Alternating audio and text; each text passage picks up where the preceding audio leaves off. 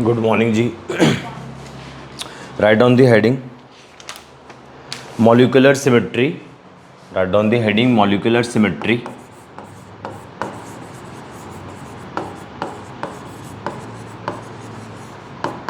Molecular symmetry, chirality and enantiomer. Chirality and enantiomers.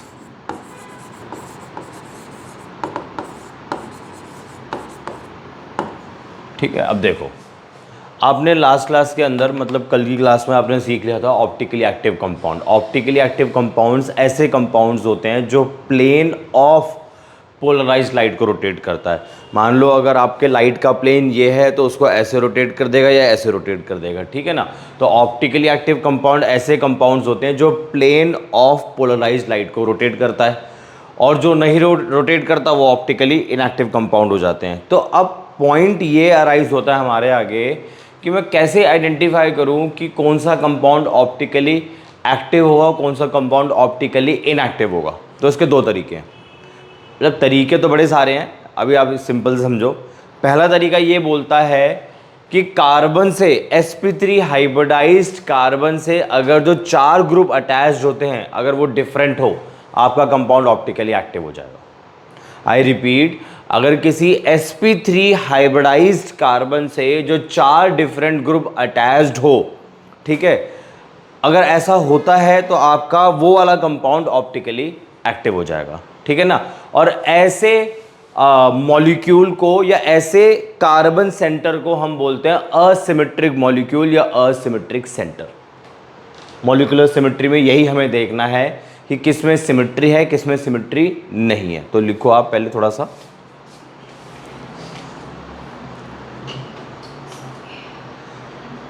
इसमें लिख लो आप, इफ ऑल द एटम्स और groups, if all the atoms or groups attached to a carbon atom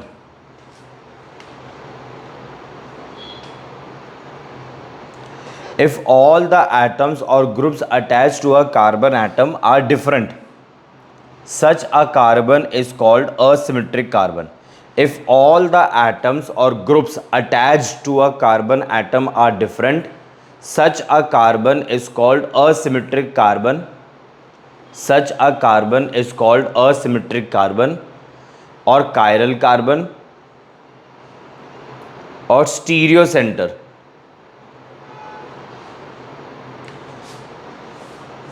Once again, if all the atoms or groups attached to a carbon atom are different, such a carbon is called asymmetric carbon और chiral carbon। chiral की spelling सामने से देख लेना, chiral carbon और stereo center। मैं फिर से बता रहा हूँ, ऐसे कंपाउंड जो प्लेन ऑफ पोलराइज्ड लाइट को रोटेट कर देते हैं इधर इन दी राइट और इन दी लेफ्ट, ऐसे कंपाउंड को हम लोग बोलेंगे ऑप्टिकली एक्टिव कंपाउंड। और जो compound plane of polarised light को रोटेट नहीं कर पाता उन्हें हम बोलेंगे ऑप्टिकली इनएक्टिव कंपाउंड। अब हमें आइडेंटिफाई करना है कौन सा कंपाउंड ऑप्टिकली एक्टिव होगा, कौन सा कंपाउंड ऑप्टिकली इनएक्टिव होगा। अगर sp3 हाइब्रिडाइज्ड कार्बन से 4 जो ग्रुप अटैच्ड होते हैं वो अगर डिफरेंट हो, आपका कंपाउंड ऑप्टिकली एक्टिव हो जाएगा, ठीक है जी। ऐसे कंपाउंड को असिमेट्रिक मॉलिक्यूल बोलेंगे, नंबर 1 पॉइंट। ऐसे कार्बन को असिमेट्रिक सेंटर बोलेंगे, कायरल सेंटर भी बोल सकते हो, स्टीरियो सेंटर भी बोल सकते हो। आगे पॉइंट लिखो, a molecule which contains an asymmetric carbon, a molecule which contains an asymmetric carbon, a molecule which contains an asymmetric carbon lakhs all elements of symmetry. A molecule which contains an asymmetric carbon lacks all elements of symmetry. Hence is called an asymmetric molecule. A molecule which contains an asymmetric carbon, a molecule which contains an asymmetric carbon lacks all elements of symmetry. A molecule which contains an asymmetric carbon lacks all elements of symmetry and hence is called an asymmetric molecule.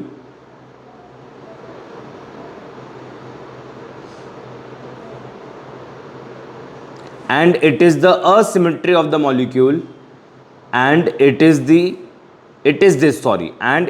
this asymmetry of the molecule, and it is this asymmetry of the molecule which is responsible for optical activity, and it is this asymmetry of the molecule which is responsible for optical activity in such organic compounds, and it is this asymmetry of the molecule which is responsible for optical activity in such organic compound.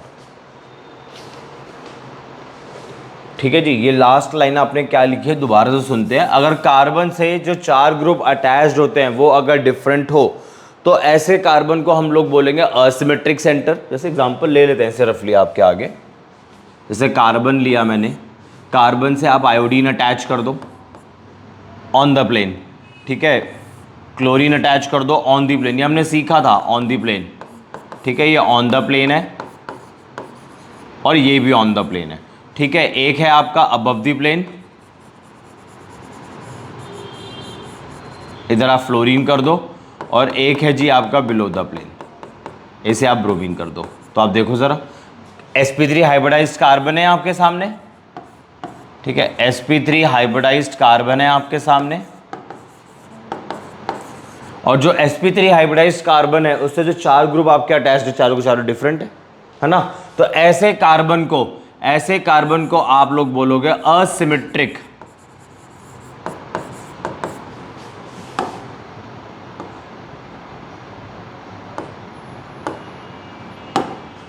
Asymmetric carbon centre,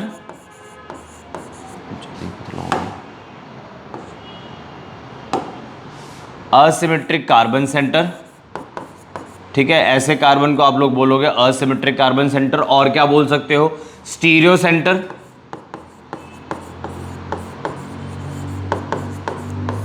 ठीक है, और क्या बोल सकते हो आप लोग इसे, कायरल सेंटर, ठीक है जी। और इस पूरे मॉलिक्यूल को मैं क्या बोलूंगा, असिमेट्रिक मॉलिक्यूल। तो आपको एक पॉइंट लिखवाया है कि जो असिमेट्रिक मॉलिक्यूल होते हैं ना उसमें सारे के सारे सिमेट्री एलिमेंट नहीं होते हैं, एक लाइन आपको लिखवाई है। तो बेसिकली कभी इन फ्यूचर आप लोग पढ़ोगे, अरे केमिस्ट्री ऑप्ट कर लेते हो तब, अदरवाइज नहीं।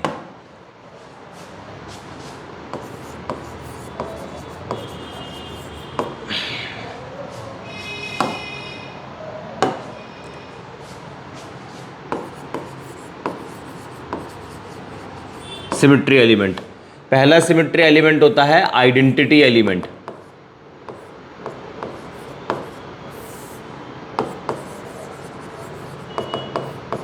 आइडेंटिटी एलिमेंट, बस नाम ही बता रहा हूं, इन्हें डिस्कस नहीं करेंगे, जिसको ई से डिनोट करते हैं। पहला सिमेट्री एलिमेंट होता है आइडेंटिटी एलिमेंट, जिसको ई से डिनोट करते हैं। दूसरा है axis of rotation, axis of rotation, जिसको सी एन से डिनोट करते हैं। तीसरा है इम्प्रॉपर एक्सिस ऑफ रोटेशन,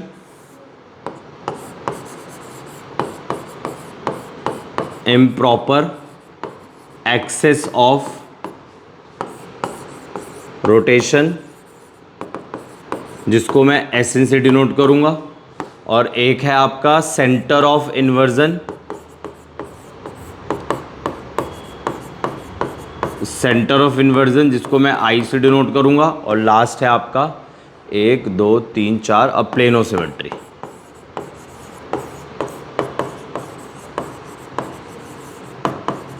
ठीक है, तो किसी असिमेट्रिक मॉलिक्यूल के अंदर ये सारे के सारे सिमेट्री एलिमेंट एब्सेंट होते हैं। प्लेनो सिमेट्री को सिग्मा से डिनोट करते हैं। तो यही मैंने आपको पॉइंट अभी लिखवाया है। इतना क्लियर हो गया उतारो से।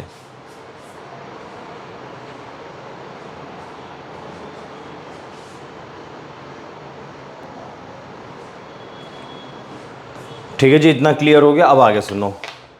ठीक है भाई, ये आपका असिमेट्रिक मॉलिक्यूल है, ये आपका असिमेट्रिक कार्बन सेंटर है, या कायरल सेंटर है, स्टीरियो सेंटर है। अगर आपके मॉलिक्यूल के अंदर अगर कायरल सेंटर प्रेजेंट होगा, या स्टीरियो सेंटर प्रेजेंट होगा, या असिमेट्रिक सेंटर प्रेजेंट होगा, तो उस मॉलिक्यूल की जो मिरर इमेज होगी ना, नॉन सुपर इम्पोजेबल होगी। ठीक है, तो समझते हैं ये नॉन सुपर इम्पोजेबल मैंने क्या बता दिया आपको। सबसे पहले इसको फिर से ड्रॉ कर लेते हैं। ठीक है ना, कार्बन ऊपर क्या रखा था मैंने, एक बार बता दो जरा। ऊपर आयोडीन रखा, यहाँ क्या रखा? क्लोरीन। इधर क्या रखा था? और इधर क्या रखा था? फ्लोरीन। मैंने आपको क्या बोला, ये मेरा स्टीरियो सेंटर है, असिमेट्रिक मॉलिक्यूल है। तो कोई मेरा अगर असिमेट्रिक मॉलिक्यूल होगा ना, तो उसकी mirror image non super imposable होगी। तो मिरर इमेज क्या होती है, नॉन सुपर इम्पोजिबिलिटी क्या होती है, उसे देख लेते हैं एक बारी। आपने यहाँ पे एक लिया मिरर, ये मिरर की बैक साइड पे कोटिंग होती है, तो मैंने बैक साइड इधर बना दी, ठीक है। और मिरर की एग्जैक्टली यहाँ पे, सॉरी, इस कंपाउंड की एग्जैक्टली यहाँ पे मिरर इमेज आ जाएगी। तो मिरर इमेज ड्रॉ करते हैं। मिरर इमेज एग्जैक्टली उल्टा होता है। तो आयोडीन तो ऊपर ही रहेगा, क्लोरीन इस तरफ आ जाएगा, ठीक है। ब्रोमीन आपका इधर चला जाएगा,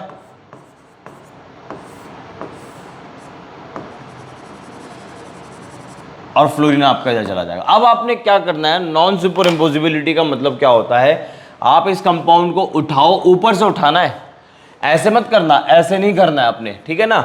ये एक कंपाउंड रखा हुआ है, ये आपका एक कंपाउंड, ये रहा बेसिकली, ये है ना। ये कंपाउंड अपने यहां रखा हुआ है, इसकी मिरर इमेज एग्जैक्टली यहां पर आई, तो इसकी मिरर इमेज जो एग्जैक्टली आएगी वो ऐसी आएगी, है ना। नहीं, ऐसे नहीं आएगी, मिरर इमेज ऐसी आएगी, तो ये इधर होगा, ये इधर होगा।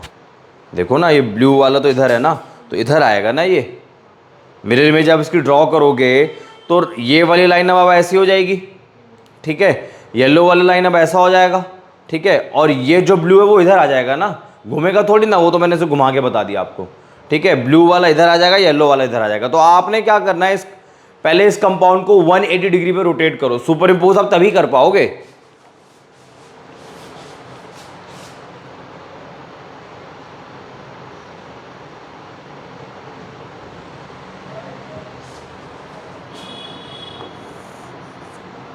रोटेट बाय 180 डिग्री, ठीक है। क्लॉकवाइज में घुमा दो, क्लॉकवाइज घुमाओ। ध्यान से देखना, पहले कंपाउंड ली, कंपाउंड की मिरर इमेज ली, मिरर इमेज को मैं 180 डिग्री से रोटेट कर रहा हूँ, ठीक है। तो जब 180 डिग्री से रोटेट करूंगा तो आयोडीन तो ऊपर ही रहने वाला है, वो कहीं नहीं खिसकने वाला, ठीक है। क्लोरीन कहाँ चला जाएगा, अभी यहां पर है, वो यहां आ जाएगा, सही है। ये कहां पर है अभी, बिलो द प्लेन। 180 में घुमाओगे तो अबव द प्लेन आ जाएगा।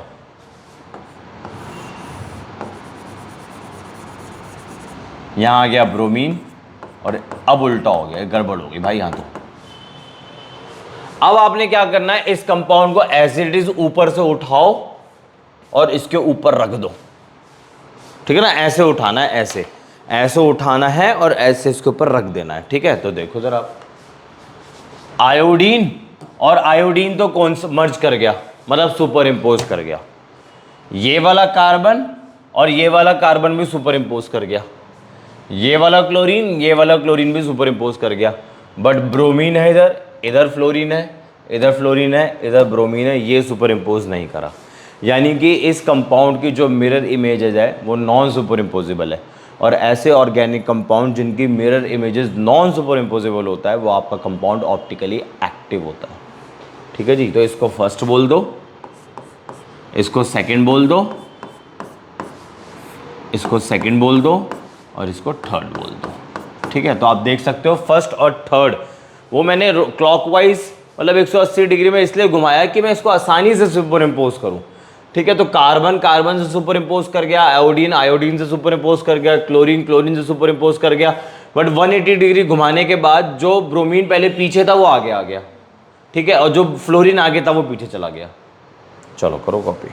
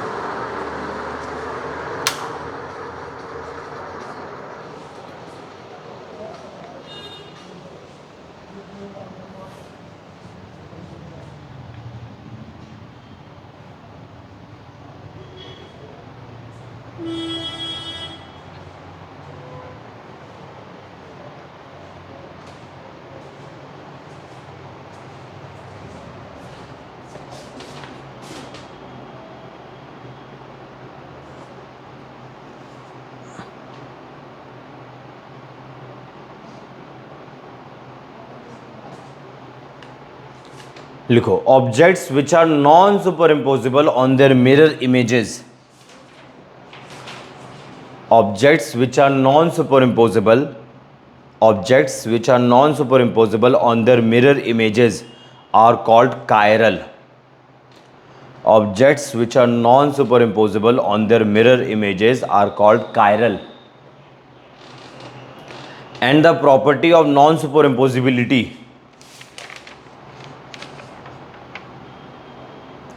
and the property of non-superimposability is called chirality.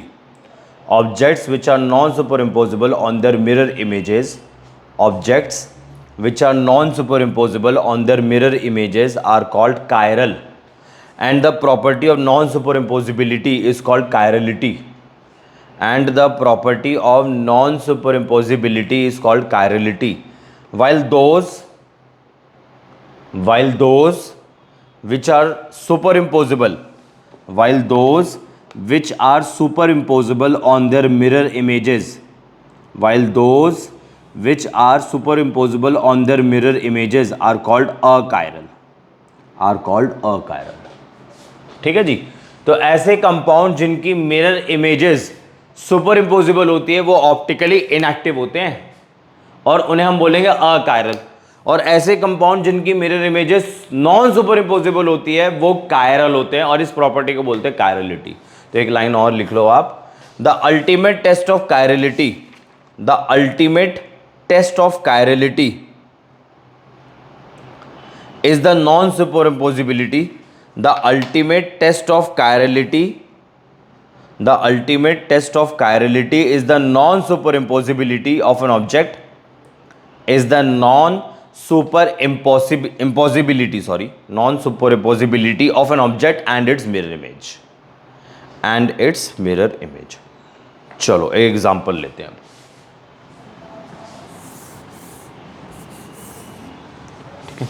Propane two all, propane two all या प्रोपेनॉल 2, तो स्ट्रक्चर क्या होगा CH3C, यहाँ पे भी CH3 आ जाएगा, यहाँ पर OH आ जाएगा और यहाँ पे हाइड्रोजन आ जाएगा। हमें देखो वैसे तो आपको नजर आ रहा है कि कार्बन से जो 4 ग्रुप अटैच्ड होने चाहिए वो डिफरेंट होने चाहिए, बट आप देखो 2 तो सेम ही आ रहे हैं। तो ये आपका कौन सा है, सिमेट्रिक सेंटर है, असिमेट्रिक सेंटर नहीं है। जिसके अंदर कार्बन से 4 ग्रुप जो अटैच्ड होते हैं उनमें से कोई ग्रुप सेम निकल आ जाए तो वो असिमेट्रिक सेंटर नहीं कहलाएगा, अब ये सिमेट्रिक सेंटर कहलाएगा। तो मैं इसको प्रूव करना चाहता हूं with the help of mirror image, मतलब नॉन सुपर इम्पोजिबिलिटी वाला कॉन्सेप्ट अप्लाई करना चाहता हूं। तो करते हैं, चलो अप्लाई, ड्रॉ कर लेते हैं स्ट्रक्चर इसका फिर से। कार्बन, ऊपर हाइड्रोजन कर देता हूं, ठीक है, इधर कर देता हूं OH और इधर नहीं, ये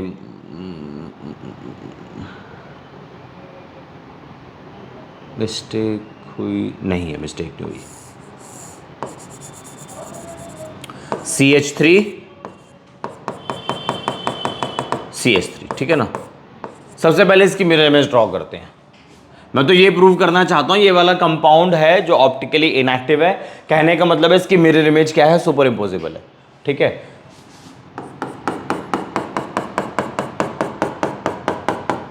एग्जैक्टली इसका उल्टा बना दो मिरर इमेज, ऊपर आ जाएगा H, थोड़ा छोटा बन गया, ऊपर आ जाएगा H, इधर आ जाएगा OH, बाकी मिथाइल आपका एज इट इज यहां आ जाएगा और मिथाइल आपका एज इट इज यहां आ जाएगा।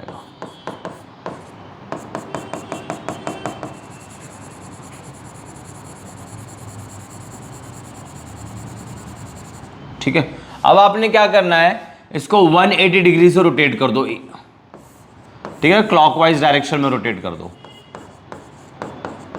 तो ये कार्बन हाइड्रोजन तो सेम ही रहने वाला है, इसमें कोई बदलाव नहीं आएगा। OH अभी लेफ्ट में था, राइट में आ जाएगा। ये वाला मिथाइल बिलो द प्लेन, मतलब ये वाला मिथाइल बिलो द प्लेन चला जाएगा और ये वाला मिथाइल अबव द प्लेन चला जाएगा।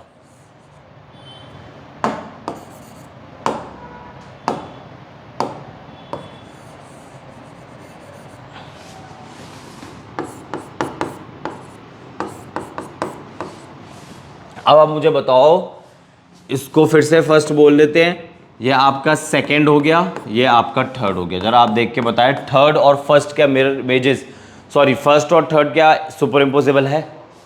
बस आपने करना क्या है, कंपाउंड को ऊपर से उठाओ हाइड्रोजन से और इसके ऊपर से ऐसे रख दो, उसके ऊपर इमेजिन कर लो, सुपर इम्पोजिबल है ना। आप देखो, कार्बन कार्बन से सुपर इम्पोज कर जाएगा, हाइड्रोजन हाइड्रोजन सुपर इम्पोज कर जाएगा, OH OH से कर गया, मिथाइल मिथाइल से कर गया, ये वाला मिथाइल इस वाले मिथाइल से कर गया। यानी कि ये वाला organic compound propane two all की मिरर इमेजेस सुपर इम्पोजिबल है, हैंस ये ऑप्टिकली इनएक्टिव है। तो आप लिख लो, ये उतारो पहले आप।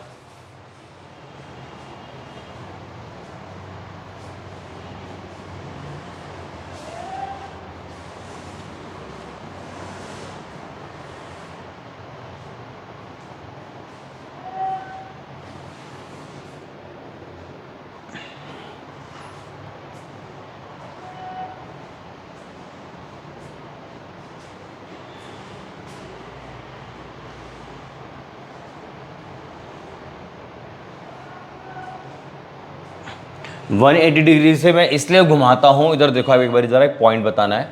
180 डिग्री से मैं इसलिए घुमाता हूं ताकि मेरी ये वाली मिरर इमेज और ये आपका ओरिजिनल कंपाउंड अच्छे से मैच करे, मतलब सॉरी सुपर इम्पोज करे। अब इधर देखो, मान लो, अच्छा ये हो रहा है कॉन्सेप्ट है, मैं कहूँ ये क्या हो रहा है अपने आप, बताओ। हाँ जी, अगर मैं मान लो इसको इसके ऊपर सुपर इम्पोज करूँ तो कार्बन कार्बन से कर जाएगा, हाइड्रोजन हाइड्रोजन कर जाएगा, OH इधर आ जाएगा, ये दोनों मिथाइल इधर आ जाएंगे, तो ऐसा लगेगा कि नॉन सुपर इम्पोजिबल है। हर बार ही ऐसी होगा और आप बोल दोगे आंख बंद करके सर जी ऑप्टिकली एक्टिव। इसलिए मैं उसको ऐसे कर रहा हूं ताकि बॉन्ड आपके अलाइन कर जाए, सुपर इम्पोज कर जाए, बॉन्ड सुपर इम्पोज कर जाएंगे तो मुझे फिर एटम भी पता लग जाएंगे कर रहे नहीं कर रहे, इसलिए ये सब करा मैंने।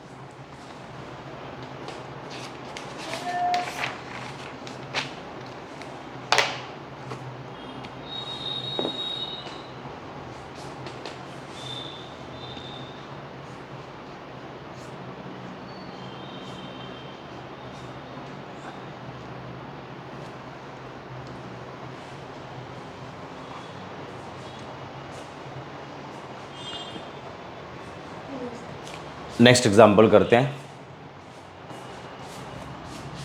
Butane two all.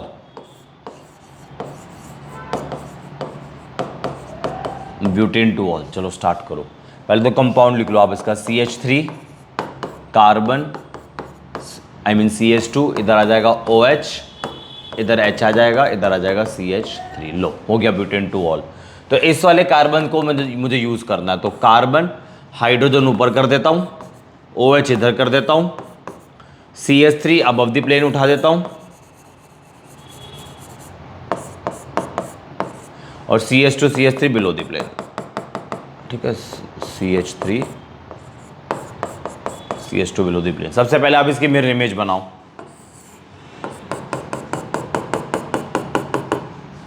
Carbon hydrogen, OH यहां आ जाएगा आपका, मिथाइल इधर आ जाएगा और CH2 CH3 इधर आ जाएगा। ठीक है, फिर आपने क्या करना है, इसको 180 डिग्री से घुमाओ ताकि मैं इसको आसानी से सुपर इम्पोज कर सकूं। फिर ना क्लॉकवाइज डायरेक्शन में घुमा दो, तो कार्बन हाइड्रोजन तो आपने ऊपर ही रहना है, OH इधर आ जाना है। ठीक है, अब जो इथाइल था पहले बिलो द प्लेन, वो अबव द प्लेन आ जाएगा। ये आपका हो गया CH3 CH2, और जो मिथाइल था पहले अबव द प्लेन था, वो बिलो द प्लेन आ जाएगा। ठीक है, इसको फिर से फर्स्ट बोल देते हैं, ये आपका सेकंड हो गया और ये आपका थर्ड हो गया। अब जरा चेक करो थर्ड और फर्स्ट का सुपर इम्पोजिबल है, नहीं है ना, तो लिख लो first and third are non super imposable, therefore this compound is optically active, are non superimposable, therefore this compound is optically active।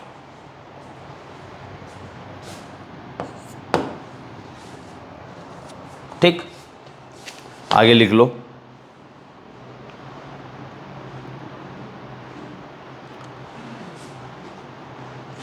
Conclusion लिख लो, कंक्लूजन।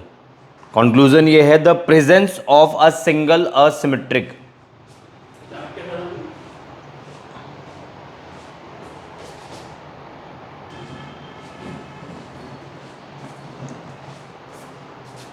हाँ जी, कंक्लूजन लिख लो आप, the presence of a single asymmetric carbon atom, the presence of a single asymmetric carbon atom makes the molecule chiral, presence of a single asymmetric carbon atom makes the molecule chiral and hence optically active, and hence optically active।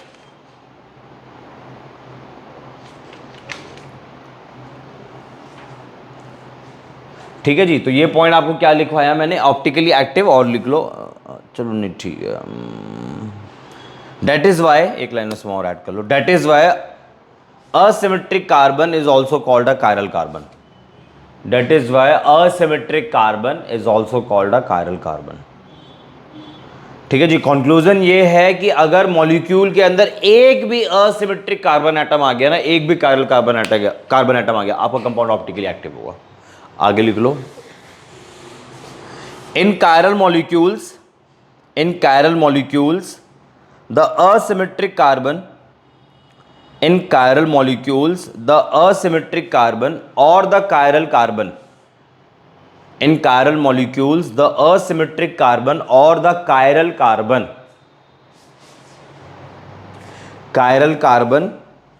is denoted by an asterisk, star को बोलते हैं ना, star जो होता है, ये star नहीं होता बेसिकली, एस्टेरिक्स।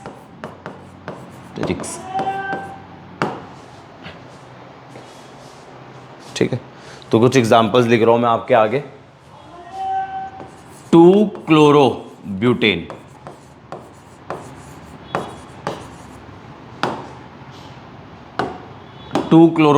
तो पहले तो ब्यूटेन लिखो आप,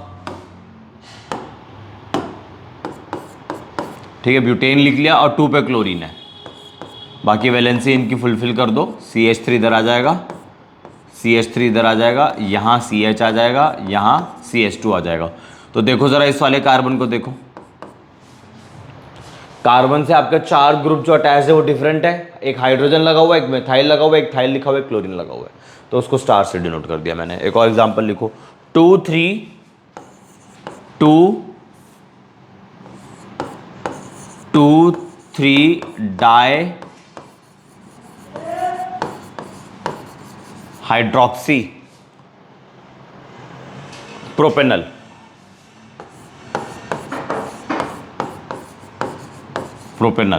तो कार्बन 4 बना लो पहले, तो आप लोग 4 कार्बन बना लिया, 2 और 3 पे OH है, ये लो जी, 2 और 3 पे OH डाल दिया, और अच्छा 4 नहीं 3 ही तो बनेंगे, ठीक है जी। और क्या है आपका, एल्डिहाइड है, कहां पर, 1 पोजीशन पे, तो ये रहा एल्डिहाइड आपका,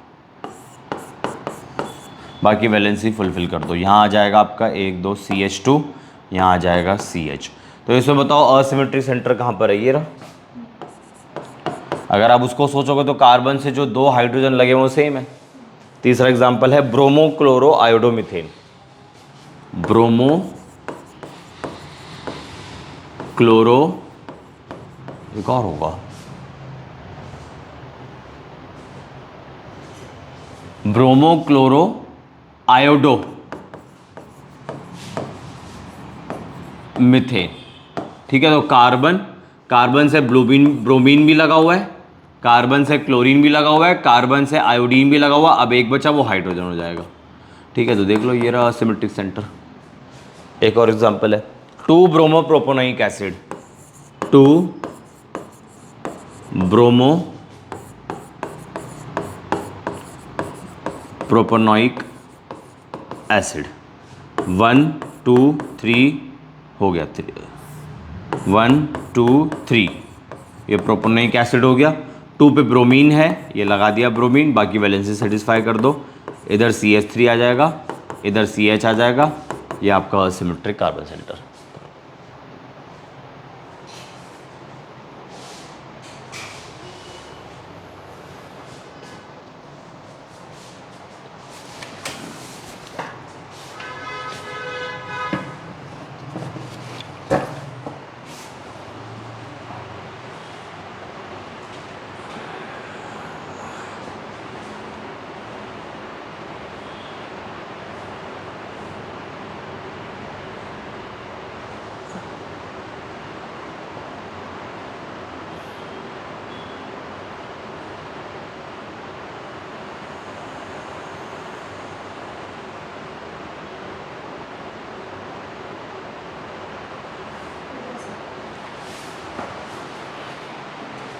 right on the next heading इनएंशियोमर्स।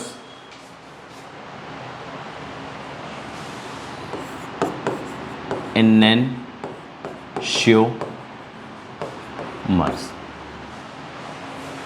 आप लोगों ने पढ़ा था ना SN2 मैकेनिज्म के अंदर, क्या पढ़ा था? सिर्फ इन्वर्जन होता है। SN1 रिएक्शन के अंदर 50% इन्वर्जन और 50% रिटेंशन। तो ये 50% जो इन्वर्जन होगा, देखो पहले इससे पहले पॉइंट समझो, ऑप्टिकल एक्टिव जो कंपाउंड्स होते हैं वो क्या करते हैं? प्लेन ऑफ पोलराइज्ड लाइट को रोटेट करते हैं, इधर इन द राइट और इन द लेफ्ट। बट ये जो कॉन्सेप्ट होता है ना, ये आप देख के नहीं बता सकते।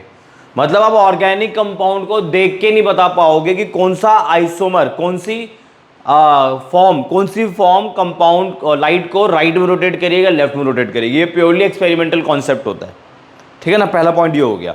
उसके बाद आपने भी थोड़ी देर पहले देखा प्रीवियस, हाँ, इस कंपाउंड को आपने देखा, ये वाला कंपाउंड आपका ऑप्टिकली एक्टिव था, यानी कि ये वाली इमेज और ये वाली इमेज, मतलब ये वाली फॉर्म और ये वाली फॉर्म, अगर ये डेक्स्ट्रो को रोटेट करेगी तो ये लीवो को करेगी। बट मुझे नहीं पता ना, हम तो जब तक एक्सपेरिमेंट परफॉर्म नहीं करेंगे तब तक नहीं बता पाएंगे। तो मान लो आप इसको बोलते हो कि सर ये डेक्स्ट्रो है तो ये लीवो हो जाएगा। अगर आप बोल दो सर ये लीवो है तो डेक्स्ट्रो हो जाएगा, है ना। और इन दोनों को कलेक्टिवली इनएंशियोमर्स बोलते हैं। ये जो ऑप्टिकल आइसोमर बनकर आया है ना, इसे बोलते हैं इनएंशियोमर। तो लिख लो, optical isomers which are non super imposable mirror images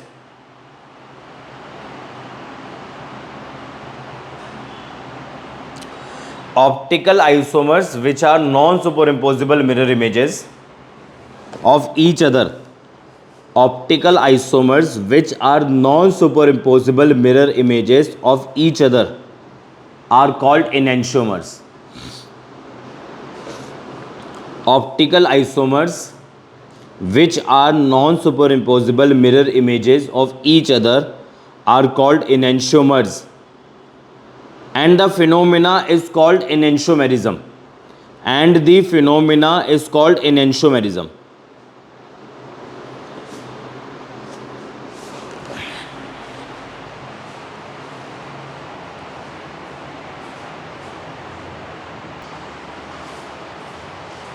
हाँ जी, मैं आपको क्या बोल रहा था, इन ऑप्टिकल आइसोमर्स को हम लोग बोलते हैं इनएंशियोमर्स। अब देखो इनएंशियोमर्स में होता क्या है, कि इसका एंगल ऑफ रोटेशन, मान लो मैंने उसको बोला डेक्स्ट्रो रोटेटरी, तो फर्क क्या होता है? सिर्फ एंगल ऑफ रोटेशन में फर्क होता है। मान लो इसका एंगल ऑफ रोटेशन अल्फा है तो इसका एंगल ऑफ रोटेशन बीटा होगा।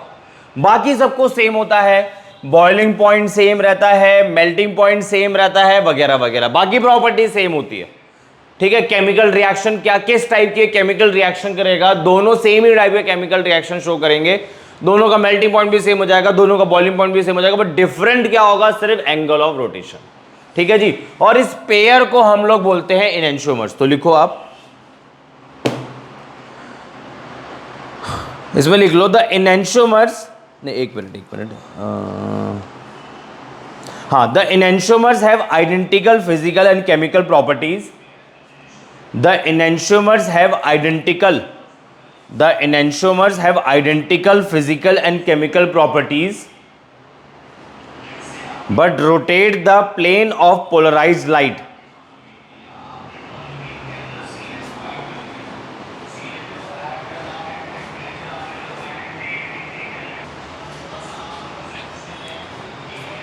हाँ जी, तो आपने क्या लिखा?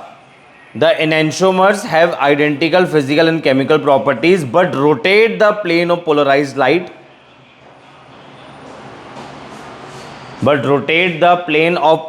light in opposite direction.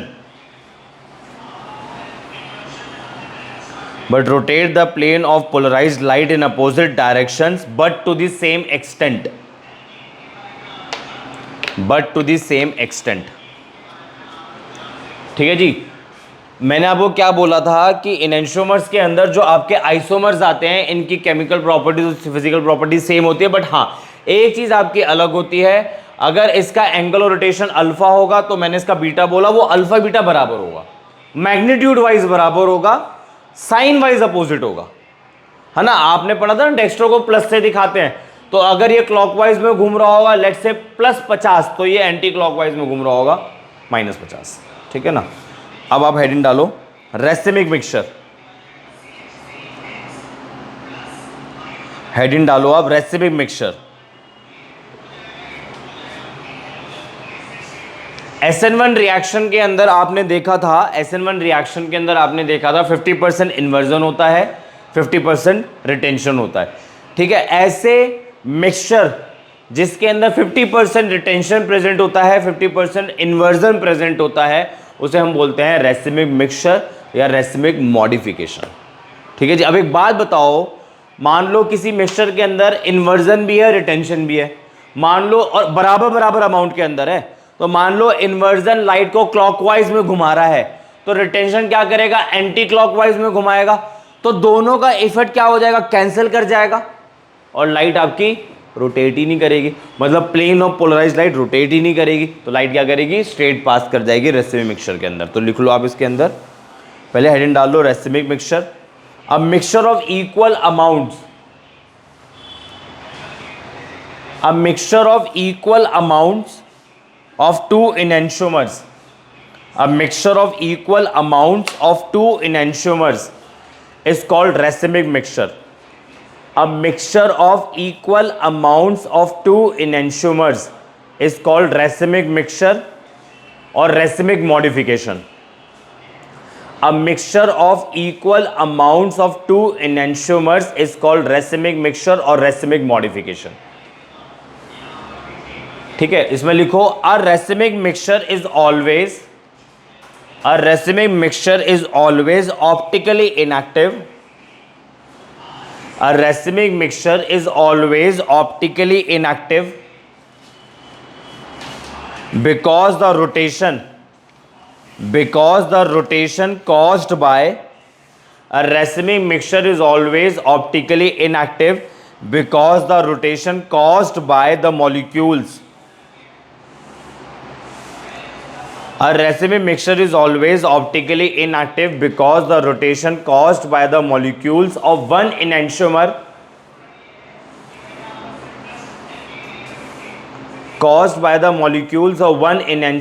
one enantiomer is exactly cancelled by equal and opposite rotation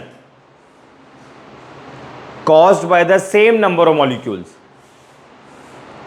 A racemic mixture is always optically inactive because the rotation caused by the molecules of one enantiomer is exactly cancelled by equal and opposite rotation caused by the same number of molecules of the other enantiomer. है ना, यही बताया ना मैंने। Racemic mixture के अंदर आपका 50% inversion होगा या 50% रिटेंशन होगा। अगर इन्वर्जन की वजह से लाइट क्लॉकवाइज में जारी होगी तो रिटेंशन की वजह से लाइट एंटी क्लॉकवाइज में जारी होगी। दोनों का मैग्नीट्यूड बराबर होगा, दोनों का एंगल और रोटेशन बराबर होगा, बस साइन अपोजिट होगा। तो मेरे रेसिमिक मिक्सचर के अंदर इन्वर्जन भी प्रेजेंट है, रिटेंशन भी प्रेजेंट है, दोनों का अमाउंट भी बराबर है। एक को लाइट क्लॉकवाइज में घुमा रहा है, एक एंटी क्लॉकवाइज में घुमा रहा है, तो लाइट का इफेक्ट तो कैंसिल ही हो जाएगा ना, मतलब लाइट इधर भी नहीं जाएगी, इधर भी नहीं जाएगी, स्ट्रेट पास कर जाएगी। तो रेसिमिक मिक्सचर ऑप्टिकली इनएक्टिव होते हैं, ठीक है। इसके बाद लिखो आप, it is represented by prefixing, it is represented by prefixing DL, small dl लिख लो, या तो कंपाउंड के आगे, कंपाउंड के नाम के आगे, आई मीन रेसिमिक मिक्सचर के नाम के आगे, या आप लिख लो प्लस माइनस, या आप लिख लो प्लस माइनस, ठीक है। Racemic mixture is represented by prefixing DL or plus minus before the name, before the name.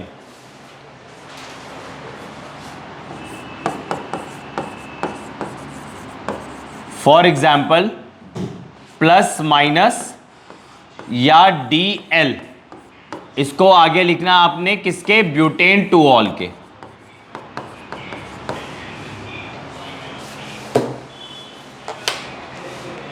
Next line से हेडिंग डालो, हेडिंग नहीं मतलब इसी में पॉइंट है। द प्रोसेस ऑफ कन्वर्जन, इसको लिखने के बाद the process of conversion, the process of conversion of one enantiomer the process of conversion of one इनैंशियोमर